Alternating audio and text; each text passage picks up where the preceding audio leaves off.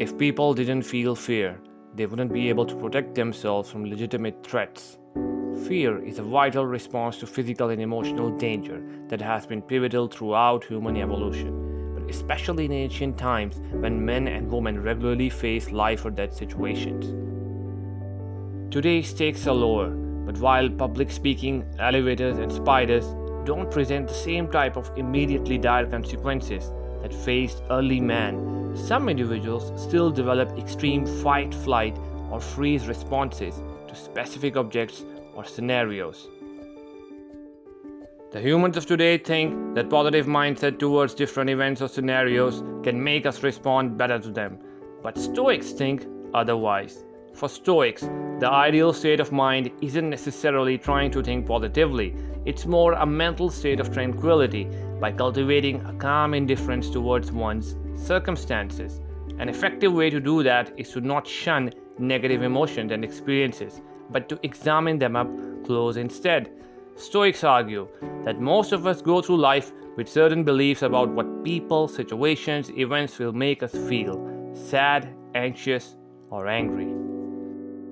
If you are distressed by anything external, the pain is not due to the thing itself, but to your estimate of it, and this you have the power to revoke at any moment. The philosophy of Stoicism teaches us that if we look closely at all those experiences which give us a fear and sense of anxiety, we will realize that none of those events is negative in itself, but that the suffering we feel is caused by the beliefs we hold about those situations.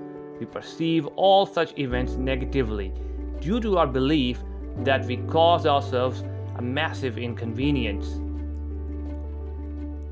It's important to highlight that Stoics are not arguing that negative feelings don't exist or that they should be brushed away. They merely want to point out that mechanisms through which stress arises. Even an event like a lost job isn't a negative event in itself, it's merely an event. Ultimately, it's our beliefs that cause distress.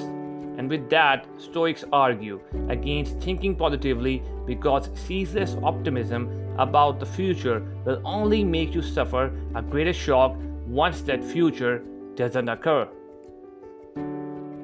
They therefore recommend dwelling on the negative outcome. They call it negative visualization or the premeditation of the evil. Facing the worst case scenario head on to realize that even when it goes wrong, it probably won't go as wrong as you thought it would. Once you imagine exactly how wrong things can go in reality, you will soon realize how some of your fears were exaggerated. If you lose your job, there are ways to find a new one. If you lost a relationship, there are ways to be happy as a single. Confronting these worst case scenarios often shows that no, the world and your life won't be over. Yes, it will hurt, but it won't be as bad as you think it will be, and that you will be back on your feet before you know it. Do subscribe and hit the like button if you like this video, and don't forget to share your favorite quote from Stoicism in the comment section.